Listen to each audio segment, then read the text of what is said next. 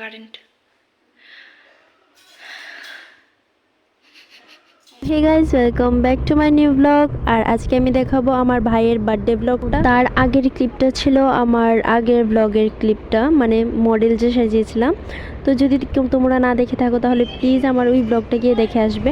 তো আগের ব্লগটা যারা দেখেছে তারা বুঝতেই পেরেছে যে আমি মডেল সাজিয়েছিলাম। তো ওই দিনই ছিল আবার ভাইয়ের বার্থডে। তো আমরা সবাই মিলে এখানে দুষ্টামি করছিলাম। তো আমি বোনকে নিয়ে গেলাম রেডি করাতে।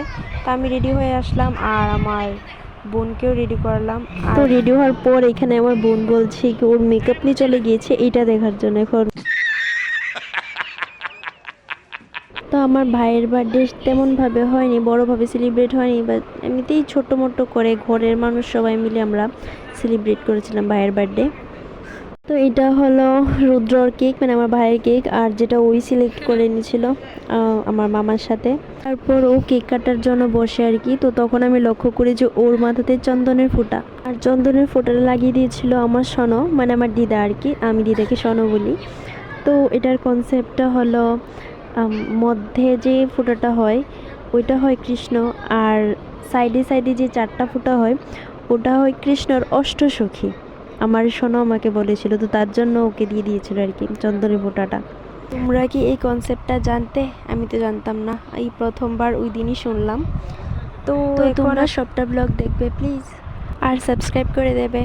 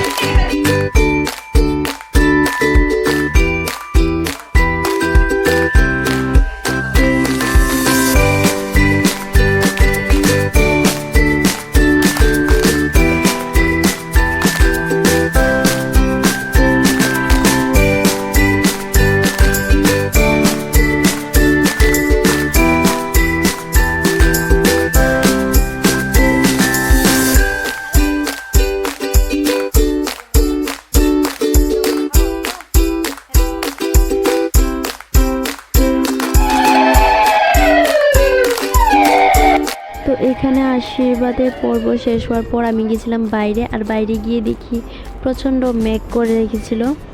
তো বাইরে থেকে এসে আমরা খাওয়ার পর্ব শুরু করি। এখানে আমরা সব ভাই বোনেরা মিলে খাচ্ছিলাম। তো খাওয়া টাওয়া শেষ করে ভাই কি গিফট পেয়েছিল তো তা দেখাচ্ছিল। আর তোমরা যদি কেউ টাকা নিতে চাও তাহলে নিতে পারো, দেখিয়ে দিয়েছি ওর জায়গাটা যেখানে ও টাকা রাখে। তো কেউ যদি নিতে চাও তাহলে নিতে পারো। এটা গিফট, বার্থডे गिफ्ट की देखी। अरे छोड़ छोड़, ये भी खुल गया देखो। और ये 90 डिग्री 90 360। তো এটা হলো আমাদের নিউ ব্লগার। তো ব্লগারের ব্লগ শেষ করার পর আসলো প্রচণ্ড তুফান। তো এই তুফানের এই অবস্থা।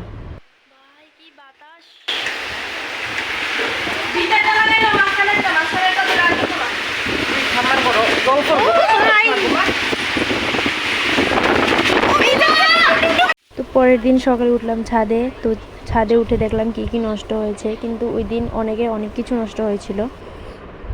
আর ছাদে ছিল আমার মামার দাদুর আর মানে লাগানো গাছ, তারপরে টব, কত কিছু, মানে অনেক কিছু নষ্ট হয়ে গিয়েছিল সব পরে। আর ছাদে যে প্রথমে যে বাতাসটা দেখতে পেলে ওই বাতাসটা সবসময় থাকে, কিন্তু কালকের বৃষ্টির যে ঝড় তুফানটা ছিল এটা একটু বেশিই ছিল, তো তার জন্য নষ্টটা বেশি হয়েছিল। ভাই অনেক দিন ধরে বলছিল যে আমি ফুচকা বানিয়ে খাওয়াবো বাড়িতে। আমাদের বাড়িতে যখন গিয়েছিল ও তখন বলেছিল, তখন থেকে বলছিল আর কি, কিন্তু আমি আর বানিয়ে খাওয়াতে পারিনি কারণ ও বাড়িতে চলে আসে আর আমি ওদের সাথে বাড়িতে চলে আসি, আর কিছুদিন আমি একটু বিজি ছিলাম তো তার জন্য আর বানিয়ে খাওয়ানো হয়নি। তো আমি পন্ডিতি করতেছে, ইস কালা বানাই লইছে দোষ না ফুচকা, ফেরিতে ফুচকা কালা বানাই লইছে। পরের দিন এসে পড়ি আমি বাড়িতে। তো আজকের জন্য এতটুকুই, বাই বাই।